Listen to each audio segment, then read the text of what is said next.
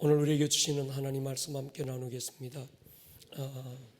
우리 교회의 영적 DNA 다섯 번째 나눔입니다.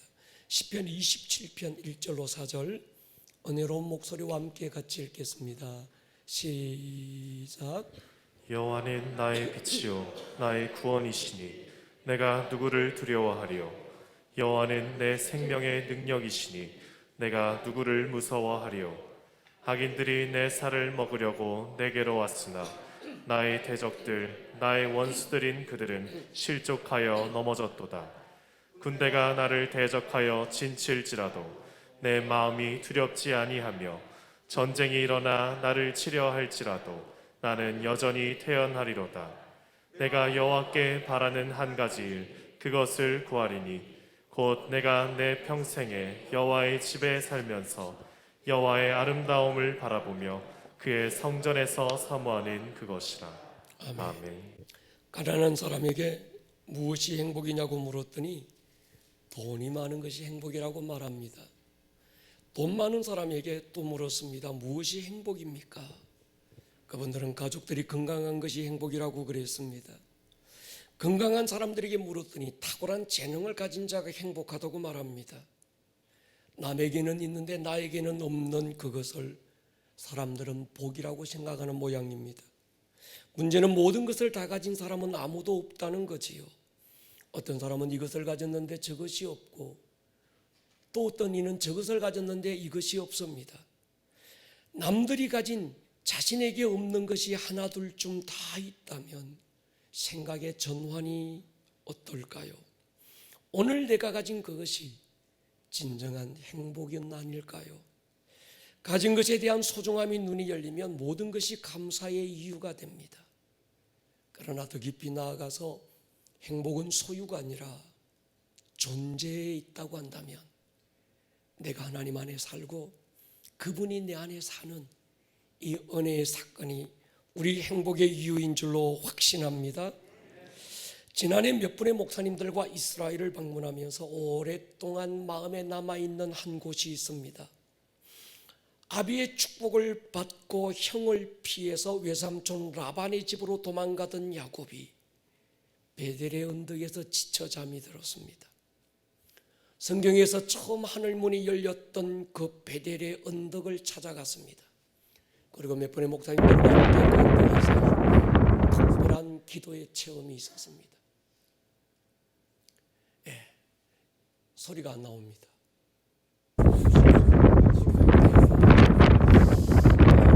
제목이 야곱이 지쳐 잠들었던 그 베델의 언덕 루스 언덕입니다.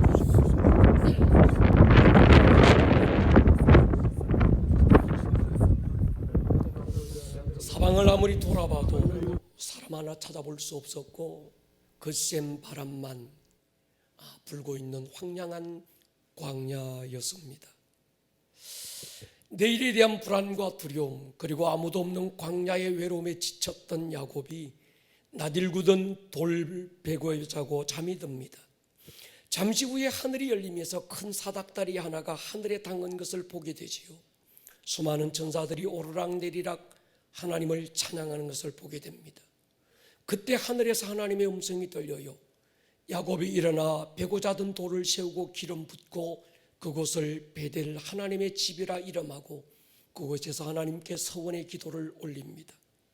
하나님의 집 교회는 하늘과 땅을 잇는 사닥다리가 연결된 곳이죠. 그것이 바로 예배와 기도인 줄로 확신합니다. 예배와 기도는 하늘과 땅이 만나는 현장입니다. 종교적인 의식으로서의 예배와 기도가 아니라 실제적으로 하늘이 내려오는 경험적인 예배, 그런 기도가 필요합니다. 베델에서 하나님은 야곱에게 특별한 약속을 하지요. 내가 너와 네 후손에게 이 땅을 주고 반드시 너를 이 땅으로 돌아오게 할 것이다. 성경에서 땅은 굉장히 중요한 의미가 있습니다. 땅은 하나님의 약속의 핵심이고 땅은 하나님의 축복의 내용이고 땅에는 하나님의 부르심이 있습니다. 아브라함에게는 가나안 땅을 주겠다고 약속합니다. 여호수아에게는 네 발로 밟는 모든 땅을 너와 네 후손에게 주겠다고 약속합니다. 아브라함이 이삭을 바쳤던 모리아 땅 그 땅이 바로 오르난의 타작마당이 돼서 다윗이 그곳에서 제사드리고 예배할 때 온 나라에 퍼졌던 전염병의 저주가 끊어졌습니다. 동일한 그 장소에서 솔로몬은 하나님의 성전을 세우지요. 나중에 우리 예수님 십자가에서 죽으실 때 동일한 그 장소가 골고다 언덕이 되었습니다. 하늘문이 열리는 특별한 장소가 있다면 오늘 오봉산 자락에 숨겨져 누구도 별로 관심 없는 오늘 우리의 이 예배의 이 장소가 하늘문이 열리고 하늘의 사닥달이 내려와 마주 앉는 그런 예배의 공간이 될 수 있기를 주의 이름으로 선포합니다. 하나님은 무소부지한 분이죠. 어디든 안 계신 곳이 없다는 뜻입니다. 그렇다고 하나님의 마음은 어느 곳에나 머무는 건 아니지 않을까요? 하나님의 특별한 마음이 머무는 자리, 하나님의 시선이 집중되는 어떤 곳, 베델 교회가 바로 하나님의 집입니다. 베델은 하늘과 땅을 잇는 기도와 예배의 사닥다리가 내려오는 자리지요. 그 사닥다리 타고 천사들이 오르락 내리락 하며 성도들이 하나님께 드리는 예배를 들고 하나님께 나아가고, 하나님께 부르짖는 성도들의 기도를 금쟁반에 들고 하나님께 나아가고, 하나님의 응답을 들고 우리 가운데 다가오는 오늘 그 베델의 언덕이 우리의 예배 자리가 될 수 있기를 주의 이름으로 축원합니다. 우리 예수님께서 광야에서 40일 금식하고 기도하실 때 천사가 와서 수종 들어요. 십자가를 앞에 두고 감람산에서 몸부림치며 기도할 때 누가복음 22장 43절은 이렇게 말합니다. 천사가 하늘로부터 예수께 나타나 힘을 더했다. 천사들이 동원되는 기도가 있습니다. 아멘 하십시다. 천사들이 동원되는 그런 예배가 있습니다. 다니엘의 기도에 보이지 않던 가브리엘이 동원되었고 하늘에서는 엄청난 영적 전쟁이 있었더랬습니다. 나 혼자 분명히 기도하고 있는데 내가 아닌 또 다른 힘이 나의 기도에 개입하고 있다는 걸 느낄 때가 있잖아요. 우리 교회 철야 기도회에서 불은 꺼지고 어두워서 여기저기서 하나님께 부르짖고 기도할 때 목사가 앞에서 보면 강단 앞에서 저 뒤쪽으로 어떤 파란 불꽃이 확 날아가는 게 보입니다. 저 뒤쪽에서 강단 앞으로 어떤 파란 불꽃이 막 날아오는 게 보입니다. 더 정확하게는 파란색도 아니고 옥색도 아닌 작은 불꽃들이 앞뒤에서 날아가는 것들을 여러 사람들이 보았습니다. 히브리 1장 7절에서 하나님은 이렇게 말합니다. 하나님은 그의 천사들을 바람으로 그의 사역자들을 불꽃으로 삼다고 하실 때 우리 기도의 현장에 주의 천사들이 실제적으로 성도들의 기도를 수종드는 줄로 믿습니다.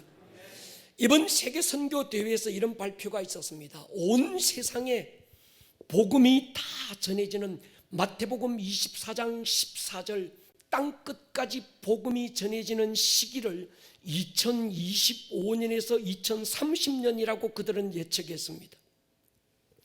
코로나가 언택트 시대를 앞당기면서 복음은 사람들이 갈 수 없는 지역에 인터넷을 통해서 구석구석까지 다 들어가고 있습니다. 우리는 마태복음 24장 14절에서 복음이 땅끝까지 전파된다는 것의 의미가 무엇을 말하는지 정확히 알고 있습니다. 이런 엔타임 때 중보적인 개인 기도도 필요합니다. 서로의 문제 내어놓고 내 집의 문제는 이것이고 당신 집의 문제는 이것이니 우리가 이 기도 제목으로 서로 중보하고 쉐어링하는 것도 중요합니다. 그러나 이런 때는 우리에게는 더 큰 기도가 필요합니다. 하나님의 나라를 두고 기도하는 중보자들이 일어나야 될 줄로 믿습니다. 저는 개인적으로 시편 27편을 참 좋아합니다. 그리고 그 가운데서도 4절 말씀을 굉장히 좋아합니다. 내가 여호와께 바라는 한 가지 일, 그것을 구하리니 내 평생에 여호와의 집에 살면서 여호와의 아름다움을 바라보며 그의 성전에서 사모하는 그것이라. 시편 27편은 다윗의 아들 압살롬이 아비 다윗의 왕좌를 빼앗기 위해 반역을 일으킨 사건을 배경으로 합니다. 아들과 칼을 들고 맞설 수 없었던 이 아비 다윗은 머리를 풀어 제치고 맨발로 예루살렘을 떠나며 망명의 길을 오르지요. 그때 제사장 사독이 하나님의 언약궤를 함께 가지고 갈 걸 제안합니다. 언약궤는 당시 옥새처럼 왕의 정통성을 보장하는 의미 있는 물건이었습니다. 다윗이 굉장히 단호하게 거절합니다. 이유가 있습니다. 차라리 자신이 모든 것들을 버리고 맨발로 광야를 떠돌지언정 이전처럼 하나님의 언약궤가 큰 궤짝이 되어서 광야를 방황하게 할 수는 없었던 거지요. 그래서 이 다윗은 차라리 자기가 광야를 떠돌 걸 결정하고 언약궤를 예루살렘에 두고 떠나면서 이 노래를 불렀던 겁니다. 내가 여호와께 한 가지 일을 구하고 싶습니다. 내 평생에 한 가지 소원이 있습니다. 그것은 화려한 왕의 자리를 되찾는 것도 아니고 안락한 왕궁의 편안한 생활을 다시 회복하는 것도 아닙니다. 내 평생에 여호와의 집에 살면서 내 하나님의 아름다움을 바라보고 하나님을 사모하는 바로 그 예배를 그는 갈망했습니다. 10년 전 제가 미국 캔사스 시티에 있는 국제기도회 집에서 이 말씀을 읽고 묵상할 때 왜 그렇게 눈물이 흐르는지 몰랐습니다. 하나님의 영광의 임재를 갈망하던 시편 27편 그때 다윗의 마음의 기름 부음이 제 안에 부어지는 걸 느낄 수 있었습니다. 오늘 우리에게는 이런 경험이 있어야 합니다. 너무너무 예배드리고 싶어서 울어본 경험, 기도하고 싶어서 자다가 벌떡 일어나 더듬거리며 기도의 방석에 앉아본 경험, 찬양을 하고 말씀을 듣고 예배 자리에 앉았는데 그 예배의 현장에서 하나님의 임재가 느껴지지 않아서 목마름으로 가슴을 쳐본 그런 경험, 종교적인 예배, 형식적인 예배, 또 한 번의 예배로는 허기진 내 영혼의 굶주림을 어떻게 해결할 방법이 없고 내 영혼의 목마름을 어떻게 해결할 방법이 없어서 내가 어느 예배에 가면 내 영혼의 목마름을 해결할 수 있을까 몸부림쳐본 어떤 그런 경험 말이지요. 내 실수와 잘못으로 하나님의 영을 거두어 가실까 봐 처절하게 몸부림쳐 울어본 그런 경험이 있습니까? 우리가 다윗이 하나님을 찾을 때 하나님은 오늘도 하나님의 다윗을 찾고 있습니다. 내가 어디에 가면 나의 다윗을 만나볼 수 있을까? 내가 누구를 만나면 어느 예배의 자리에 가면 그때 그 다윗처럼 오직 하나님 한 분만을 구하고 하나님의 아름다움만을 사모하고 하나님 한 분만 예배하고 갈망하는 그 다윗을 내가 어디에 가면 만나볼 수 있을까? 고래밥에 고래가 없다면 가짜지요.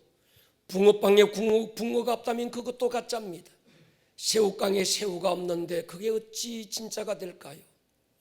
다윗이 없는 다윗의 집은 가짜지요. 하나님의 집에 하나님의 임재를 갈망하는 그 한 사람의 예배자가 없다면 그것이 하나님의 집이 되지는 않지 않겠습니까? 먼저 오늘 우리 한 분 한 분이 다윗 같은 예배자가 될 수 있기를 축복합니다. 오직 한 가지, 원띵, 하나님의 얼굴 보기 원하고. 그래서 시편 27편 5절, 6절, 7절 쭉 읽어가면 다윗의 갈망의 내용이 나옵니다. 내가 하나님의 얼굴을 찾겠습니다. 내가 하나님의 얼굴을 갈망합니다. 바로 그 한 사람의 예배자, 누구보다 아름다운 꿈의 교회 담임 목사인 제가 그런 다윗이 되고 싶은 마음의 소원이 있습니다. 하나님께서 우리 교회를 통해서 다윗의 장막을 다시 일으키시기 전에 담임 목사와 우리 온 성도님들께 시편 27편 이 4절의 다윗의 영의 기름 부음을 가득 부어주시기를 축복합니다. 나의 사랑 나의 어여쁜 자야 함께 가자. 새로운 시즌이다. 추운 겨울이 지나고 비도 그쳤다. 땅에는 꽃이 피고 새가 노래하고 무화과 나무에 푸른 열매가 익어가고 포도나무는 꽃을 피워 향기를 투하고 있구나. 아가스의 영을 하나님께서 우리 교회 가운데 부어주시기를 축복합니다. 베델의 언덕에서 내려왔던 사닥달이 우리 교회 가운데 내려지고, 그래서 누구라도 저 예배의 문을 열고 들어서서 이 공간 안에 앉았다는 그 순간에 큰 하나님의 영광이 그를 덮고, 할렐루야, 여기에서 뭔가 찬양이 드려지고 말씀이 선포되지 않더라도 삐그덕 저문을 열고 들어와서 이 공간 안에 앉았다는 그 하나만으로도 하나님의 만지시는 터치가 우리 영혼을 뒤흔드는 그런 예배의 자리가 저와 여러분들을 통해서 만들어질 수 있기를 주의 이름으로 축원합니다. 농사를 아는 분들은 아실 거예요. 농부는 추수를 하기 전에 먼저 논에 가서 가라지를 뽑아냅니다. 이 가라지는 얼핏 보면 변지 가라지 구분이 안 갑니다. 근데 농부는 그걸 정확하게 구분하고 가라지를 뽑아서 버립니다. 그 다음에 타작을 하고 타작마당에서 또 한 번 알곡과 죽정이를 갈라내지요. 알곡은 모아 곡간에 들이고 죽정이는 끄지지 않는 불에 태웁니다. 지금은 바로 그 시즌입니다. 논에서 가라지를 뽑아내던 시즌은 끝났습니다. 지금은 추수의 때지요. 타작마당에서 키를 들고 알곡과 죽정이를 나누고 계시는 때, 지금 아닐까요? 타작마당 이야기가 나왔으니까 우리 한번 과거로 돌아가 보면 다윗이 하나님의 언약궤를 다윗성으로 모셔오는 과정에서 제사장 아비나답의 두 아들, 같은 또 제사장인데 웃사와 아효가 하나님의 언약궤를 쏘가모는 수레에 싣고 운반하는 과정에서 갑자기 소가 뛰면서 웃사가 죽어요. 성경은 그 장소를 강조하는데 나곤의 타작마당이라고 강조하고 있습니다. 사무엘하 6장 한번 보십시오. 같이 한번 읽겠습니다. 6절로 8절 시작. 그들이 나곤의 타작마당에 이르러서는 소들이 뛰므로 웃사가 손을 들어 하나님의 궤를 붙들었더니 여호와 하나님이 웃사가 잘못함으로 말미암아 진노하사 그를 그곳에서 치시니 그가 거기 하나님의 궤 곁에서 죽으니라. 여호와께서 웃사를 치심으로 다윗이 분하여 그곳을 베레스 웃사라 부르니 그 이름이 오늘까지 이르니라. 이 말씀을 묵상하다가 몇 가지 의문을 던져보았습니다. 20년 동안 아비나답의 집에 있을 때 웃사와 아요가 그 하나님의 언약궤와 함께 20년이라는 세월을 지냈는데도 아무런 언약궤의 영광의 역사는 없었습니다. 그러다가 하필 나곤의 타작마당에 이르렀을 때 소가 뛴 이유가 뭘까? 왜 타작마당이었을까라고 하는 의문이었습니다. 여러분, 보통 우리가 타작마당은 비탈진 곳에 이런데 꼴짝이 이런데 타작하지 않잖아요. 타작마당은 가장 편편한 우리의 동네 마당 같은 데서 타작합니다. 소가 뛰었다면 비탈길에서 길이 그쳐서 뛰었다면 그것도 이해가 됩니다.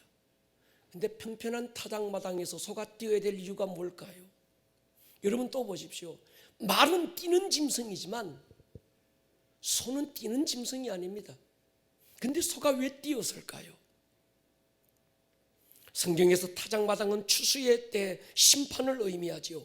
마태복음 3장 12절에 보면요, 손에 키를 들고 자기의 타작마당을 정하게 하사 알곡은 모아 곡간에 들이고 죽정이는 끄지지 않는 불에 태운다.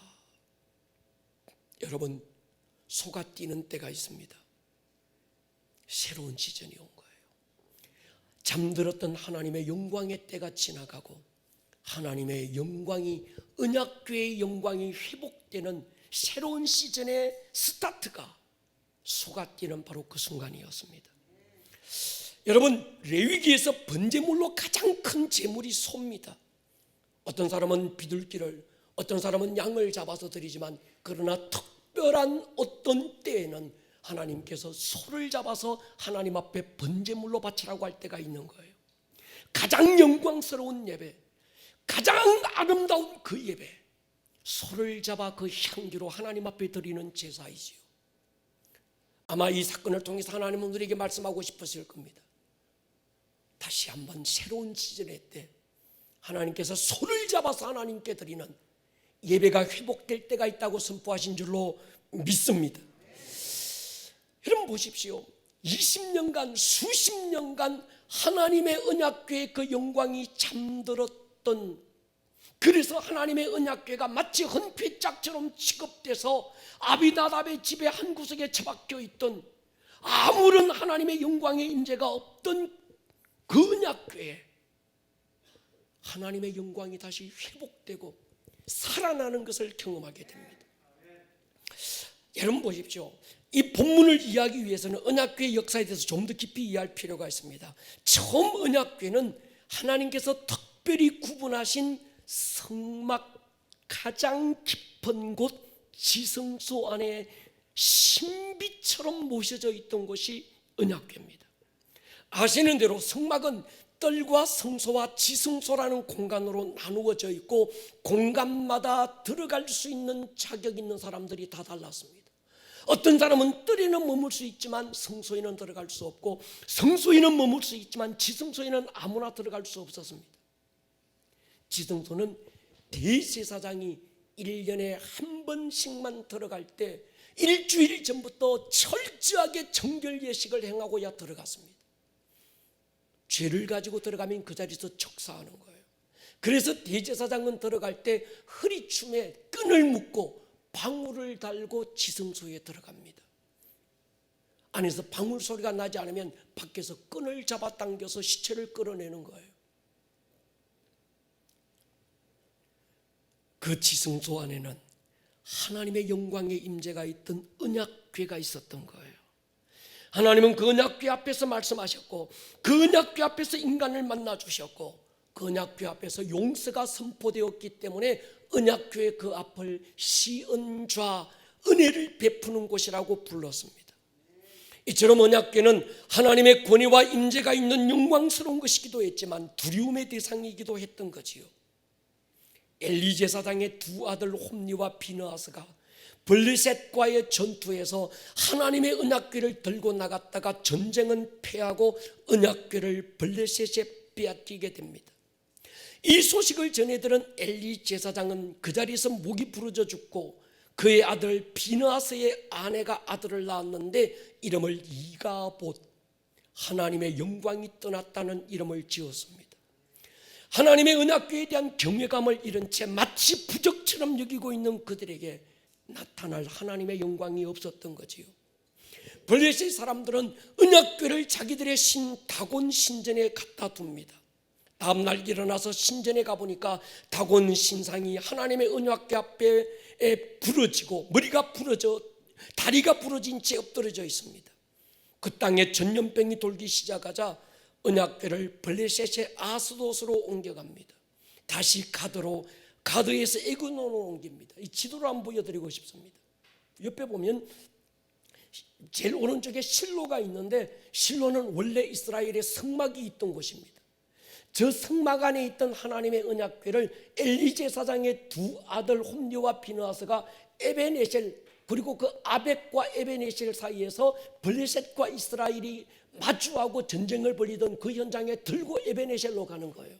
거기서 전쟁은 패하고 하나님의 언약궤를 빼앗기고, 이 아벡 전투에서 승리했던 블레셋이 하나님의 언약궤를 아스돗으로 가지고 가고, 가드로 가지고 갔다가 에그론으로 가지고 갑니다. 가는 곳곳마다 전염병이 퍼졌고 더 이상 견딜 수 없으니까 에그론에서 그들이 하나님의 언약궤를 두 마리 암소가 모는 그 수레에 싣고 이스라엘의 벳세메스로 돌려보내게 됐던 거죠. 거기 있던 벳세메스에서 사람들이 언약궤를 열어보다가 70명이 적사하니까 그 언약궤를 기럇 여아림 아비나답의 집에 보관해 두게 되고, 나중에 다윗이 기럇 여아림 아비나답의 집에 있던 언약궤를 예루살렘 다윗성으로 가져왔던 것이죠. 이것이 다윗이 그 하나님의 언약궤의 경로가 됩니다. 여러분 보십시오. 아비나답의 집에서 20년간 하나님의 언약궤를 보관해 두고 있었지만 아비나답의 집에는 아무런 일이 일어나지 않았습니다. 누구도 언약궤 때문에 복을 받지도 않았지만 누구도 그 언약궤 때문에 재앙을 당하지도 않았습니다. 이유가 뭘까요? 이가봇, 언약궤의 영광이 떠났기 때문입니다. 그리고 수십 년 세월이 흐르는 동안 아무도 언약궤에 대한 관심이 없었습니다. 실로라는 곳에는 여전히 사울이 왕이 되었던 때 그곳에서 40년간 제사를 드리고 양을 잡고 피를 흘리며 하나님 앞에 예배하고 있었지만 하나님의 언약궤는 그 현장에 없었습니다. 기럇 여아림 아비나답의 집에 있었던 거지. 여러분, 우리도 얼마든지 그럴 수 있지 않을까요? 예배의 자리에 하나님이 없는데, 우리의 예배 현장에 하나님의 임재가 없는데 여전히 사람들이 모여서 종교적인 형식과 종교 문화를 가지고 예배하는 그런 예배가 있지 않을까요? 다윗은 그런 예배에 만족할 수 없어서 하나님의 언약궤에 대한 갈망을 가지고 그가 왕이 되는 적시로 아비나답의 집에 있던 하나님의 언약궤를 다윗 성으로 모셔오고 싶은 갈망이 무섭게 일어났던 겁니다.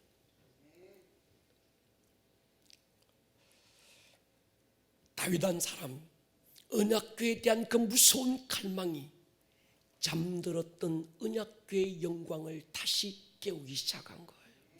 아멘 하십시다. 그런데 불행하게도 이 우사가 수십 년간 자기 집에서 언약궤와 함께 있었지만 아무런 일이 일어나지 않는다는 걸 알고, 여전히 그런 줄 알고 하나님의 언약궤를 제사장, 특히 이 고앗 자손들이 어깨에 메고 옮겨야 되는 하나님의 언약궤를 이방인들처럼 소가모는 술에 하나님의 언약궤를 싣고 마치 아무런 영광에 대한 갈망도 없이 헌궤짝을 옮기듯이 옮기다가, 그리고 2만 명 다윗이 보낸 사람들 앞에서 어떤 이런 사열을 하는 퍼포먼스를 즐기다가 다윗 한 사람 속에 일어났던 하나님의 임재에 대한 갈망이 하나님의 언약궤를 깨우는데 그 타이밍이 나곤의 타작마당을 지날 바로 그 순간이었던 거죠. 그런데 우사는 그걸 몰랐습니다. 하나님의 영광과 충돌하고 만 거지요. 저는 그렇게 생각합니다. 지금 코로나라고 하는 퍼펙트 스톰을 통해서 하나님은 교회의 영광을 다시 깨우고 있습니다. 예배의 영광을 다시 깨우고 있습니다. 쓸데없는 인간적인 종교적인 모든 거품들 걷어내고 하나님의 얼굴을 구하고 철저하게 주님 마주 바라보고 하나님 한 분만을 사모하는 그런 영광스러운 임재의 예배를 우리 교회를 통하여 깨우고 있는 줄로 믿습니다. 이스라엘 12지파 가운데 이사갈 지파에는 시세를 분별할 줄 아는 리더 200명이 있었다고 말합니다. 여러분, 영적 리더는 시세를 분별할 줄 알아야 합니다. 지금이 봄인지 가을인지 겨울인지 이 시즌에 대한 분별력이 필요한 거지요. 저는 그렇게 믿습니다. 지금은 하나님의 영광이 회복되는 때입니다. 예배가 회복되는 때고 언약궤의 영광이 다시 일어나고 있는 때인 줄로 믿습니다. 일어나라, 빛을 발하라. 내 빛이 이르렀고 여호와의 영광이 내 위에 임하였음이라. 보라, 어둠이 땅을 덮을 것이며 캄캄함이 만민을 가리우려니와. 지금이 그렇잖아요. 어둠이 땅을 덮고 캄캄함이 만민을 가리고 있지만 하나님은 말씀합니다. 오직 여호와께서 내 위에 임하실 것이며, 동의하십니까? 그의 영광이 내 위에 나타나리니 나라들은 내 빛으로 왕들은 비치는 내 광명으로 나아오리라. 저는 그렇게 확신합니다. 많은 사람들이 위기라고 말하고 많은 사람들이 교회의 영광은 끝났다고 말하지만, 그러나 우리는 하박국서를 통해서 지난번 강의할 때 함께 나누었습니다. 성루 높은 곳에 올라가서 보니까 저 멀리에서 파도의 머리를 밟고 달려오시는 부흥의 하나님. 그래서 우리가 선포했잖아요. 주여, 주는 수년 내에 부흥을 일으켜 주시옵소서. 예수님이 이런 말씀을 했습니다. 마태복음 24장에 보면요, 무화과 나무의 비유를 배우라. 가지가 연해지고 잎사귀를 내면 여름이 가까운 줄 안다. 이와 같이 너희도 이 모든 일을 보거든. 어떤 일요? 무화과 나무의 가지가 연해지고 잎사귀가 풀어지는 때를 보거든. 그때가 인자가 가까이 곧 문 앞에 이른 줄 알라. 아시는 대로 무화과 나무는 이스라엘에 대한 상징입니다. 기원전 721년 북이스라엘이 아시리아에게 망하고 그 다음에 586년 BC에 남유다가 바벨론에게 망합니다. 그리고 주 70년 로마에 의해서 이스라엘이라는 이름은 역사에 사라지고 말았습니다. 그러다가 2000년 세월이 지나고 1948년 5월 14일에 역사의 이름조차 사라졌던 이스라엘이 나라를 되찾았습니다. 무화과 나무에 잎이 푸르르기 시작했습니다. 가지가 연해지기 시작했습니다. 주님 우리에게 말씀했습니다. 이 모든 것을 보거든 인자가 문 앞에 이런 줄을 알라고 말씀했습니다. 리더는 파도를 일으킨 자가 아니라 리더는 파도를 보는 눈을 가진 자입니다. 새로운 역사에 개입하시는 하나님의 손을 볼 줄 아는 사람, 그 사람이 영적 리더죠. 다시 말씀드리지만 사울이 왕이 되어 다스렸던 때 하나님의 영광이 떠났습니다. 사울은 한 번도 하나님의 언약궤를 찾지 않았습니다. 여전히 실로 하나님의 성막에서 예배하고 제사 드리고 모든 절기 속에서 양을 잡고 여러 가지 짐승을 잡아 피를 쏟아서 하나님께 예배하고 있었지만 그 언약궤가 있는지 없는지 아무런 관심이 없었습니다. 이유가 있습니다. 그는 왕의 자리에만, 개인적인 영광에만 눈이 어두웠던 거지요. 그런데 다윗이 왕이 되면서 다윗은 오직 하나님의 아름다움에 관심이 있었어요. 하나님의 영광과 하나님의 임재가 아니면, 하나님의 얼굴이 아니면 손에 모든 것을 쥐어줄지라도 그의 목마름을 해결할 수 없었던 사람이 다윗이었던 거지. 그 한 사람의 다윗이 하나님의 언약궤의 영광을 깨우기 시작한 거예요. 저는 그렇게 기도합니다. 하나님, 캄캄함이 만민을 가리고 어둠이 온 땅을 덮고 있는 이 어두운 때, 오봉산 자락에 파묻혀 누구도 관심조차 없지만 오늘 이곳 모여있는 다윗의 영을 가진 자들을 통해서 이 땅 가운데 예배가 회복되게 하여 주시옵소서. 그런 생각을 해봤습니다. 우사는 언약궤를 맡은 제사장입니다. 어렸을 때부터 언약궤를 어떻게 섬기고 모시고 어떻게 대해야 되는지 그는 아마 배웠을 걸로 생각합니다. 언약궤는 제사장 지파 가운데서도 고학 자손을 통해서 어깨에 메고 옮겨야 된다는 것 좀 왜 몰랐을까요? 소가 모는 수레에 실어서는 안 된다는 걸 그가 왜 몰랐을까요? 우사의 개인적인 영웅심은 하나님의 언약궤를 내세워서 카프레이드를 벌리고 퍼포먼스를 즐겼던 겁니다. 여러분, 예배는 인간이 기획하고 만든 퍼포먼스가 아니지요. 예배의 핵심은 진리와 성령이 있어야 되는 줄로 믿습니다. 신념과 신앙의 차이가 있습니다. 신념은 자기 안에서 출발한 믿음, 인간이 만들어낸 믿음입니다. 그래서 신념이 강한 사람이 있습니다. 될 거야, 될 거야. 그러나 신앙은 신념이 아닙니다. 하나님으로부터 온 믿음입니다. 약속에 근거된 믿음. 그러니까 여러분, 진리를 떠난 열심은 바른 믿음이 될 수 없습니다. 언약궤 앞에서 우사의 퍼포먼스가 예배가 아니었던 것처럼 하나님의 언약궤가 들어올 때 바지가 벗겨질 정도로 춤을 추고 환호했던 다윗의 그 퍼포먼스 또한 진리를 초월한 것이라면 바른 믿음은 아니지 않을까요? 우리의 열정적인 축제 예배도 중요하지만 그 예배가 진리 안에서 드려지는 예배, 성령님의 강력한 임재 안에서 드려지는 예배여야 될 줄로 믿습니다. 가인과 아벨의 제사의 차이가 여기 있습니다. 아시는 대로 가인은 농사한 것으로 제사하고 아벨은 양을 잡아서 하나님께 제사합니다. 결과 아벨의 제사는 하나님이 받으시는데 가인의 제사는 연락지 않았어요. 이유가 뭘까요? 하나님은 채식주의가 아니고 육식주의자였던 것일까요? 히브리서 기자는 이렇게 가인과 아벨의 제사에 대해서 결론을 지었습니다. 4절을 우리가 같이 한번 읽겠습니다. 히브리서 11장 4절 시작.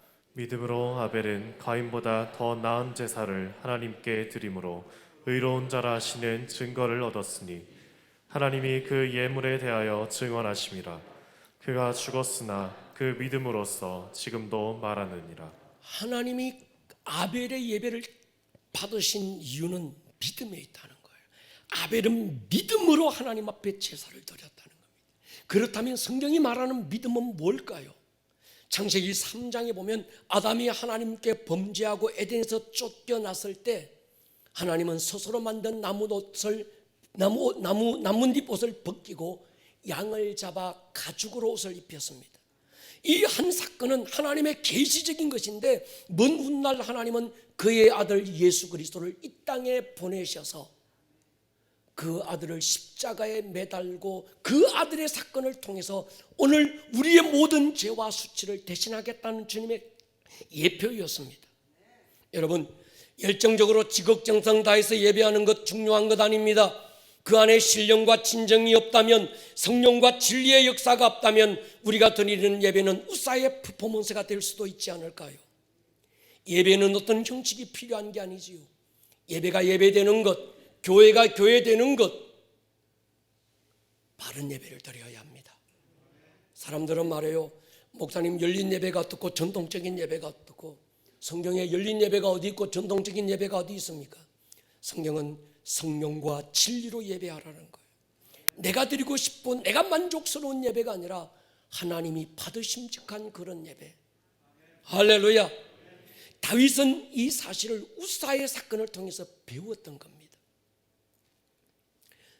주 3세기, 정확하게는 313년에 사도행전적 원형의 예배가 이 땅에서 사라지고 말았습니다.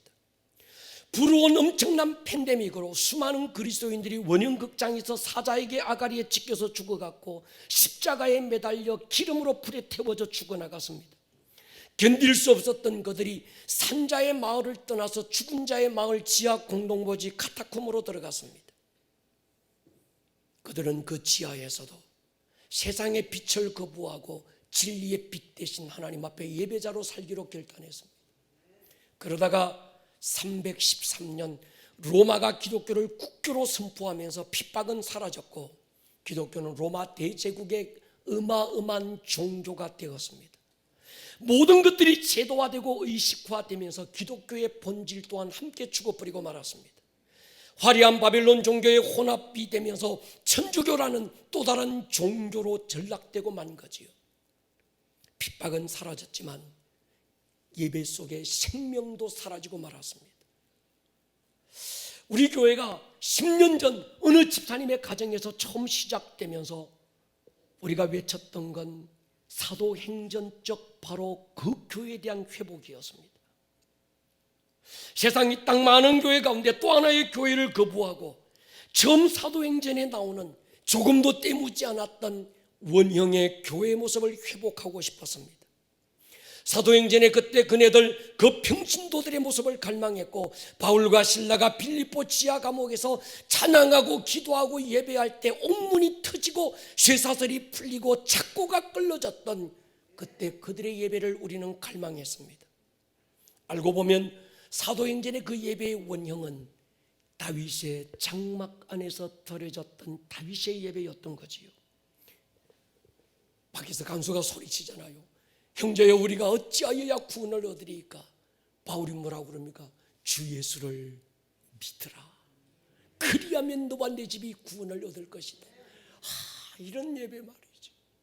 그게 무슨 종교적인 의식도 없고 형식도 없고 그게 무슨 뭐 이런 것 아무것도 없고 비록 몸은 갇히고 착고에 묶여 있지만 그들은 주의 얼굴을 갈망하고 신세한탄 비참한 오늘에 대한 어떤 그런 어떤 그런 모습이 아니라 이 가운데서도 하나님의 숨겨진 뜻이 있을 거야. 내가 알지 못하는 하나님의 뜻이 있을 거야. 그들은 예배자의 길을 선택했던 그 아름다운 예배자들을 통해서 하나님의 나라가 세워졌던 것처럼 저는 가슴이 벅찹니다. 포스트 코로나 이후에 하나님께서 내년부터 우리 교회 안에 이 기름 부음을 부어주실 줄로 믿습니다. 코로나가 저절로 온 것 아니지요. 하나님의 허락하신 것이라면 허락하신 데는 이유가 있지 않을까요? 이런 뼈아픈 대가를 지불하고 우리가 회복해야 될 게 있지 않을까요? 사람들은 코로나 이전의 상태로 돌아가기를 바라지만 절대로 그래서는 안 됩니다. 넘어진 것도 죄가 아니고 엎어진 것도 죄가 아니지요. 그러나 넘어지고 배운 것이 없고 엎어지고 얻은 것이 없다면, 그래서 아무것도 아닌 것처럼 얼툴툴 털고 옛날의 모습으로 돌아간다면 그것이 실패고 죄가 되지 않을까요? 저는 그렇게 믿습니다. 코로나를 통해서 교회가 버려야 될 건 버려야 되고, 할렐루야, 찍어내야 될 건 찍어내고 다시 교회의 본질을 되찾아야 합니다. 성경이 말하고 있는 사도행전적인 교회, 사도행전적 예배를 회복하고 우리는 그 모델을 다윗의 장막 안에서 드려졌던 그 예배로 우리는 찾고 있는 거지요. 더 정확히는 다윗의 장막이 아니라 그 안에서 드려졌던 예배의 회복 말이지요. 저는 그러기 위해서는 우리 온 교회 안에 특별히 우리 청년 세대, 우리 청소년 세대, 다음 세대 안에 시편 27편 4절에 다윗의 기름 부음이 부어져야 될 줄로 믿습니다. 원띵, 오직 한 가지. 내 평생의 여호와의 집에 살면서 여호와의 아름다움을 바라보고 그 성전에서 하나님을 사모하는 그 예배자의 마음이 부어지는 거예요. 웃사가 하나님의 언약궤에 대한 경외심을 잃은 것은 그 아비세대 부모의 잘못이 큽니다.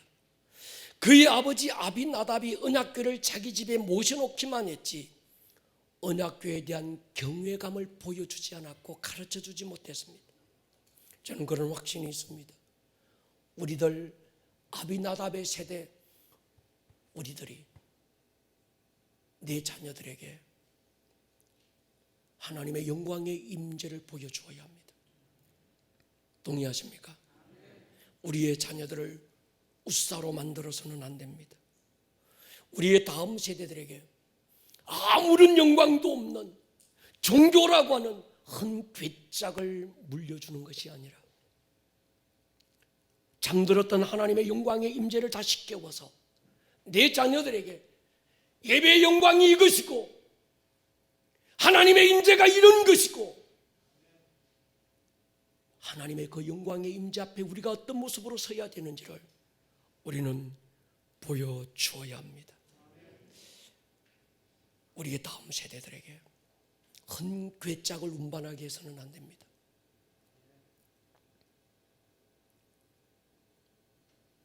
우리의 다음 세대들에게 하나님의 영광을 운반하게 하는 사람, 하나님의 임재를 운반하게 하는 사람,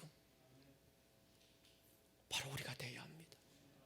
그래야 우리의 다음 세대들이, 이 아이들이 다윗 세대가 되고 오늘 기도했던 것처럼 다니엘의 세대가 되어져서 저 아이들의 가슴 속에 거룩한 하나님의 언약을 품고 그 영광을 날마다 경험하고 저 아이들을 통해서 이 세대 가운데 하나님의 영광이 부러지고 하나님의 나라가 임하고 할렐루야, 수없는 예배가 회복되는 하나님의 영광이 저는 회복되리라고 믿습니다. 머리를 한번 숙여보십시다. 여러분은 이 시간 한번 기도했으면 좋겠습니다. 하나님,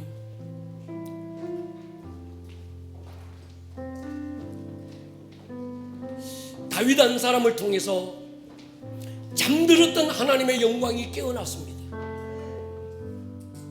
주님,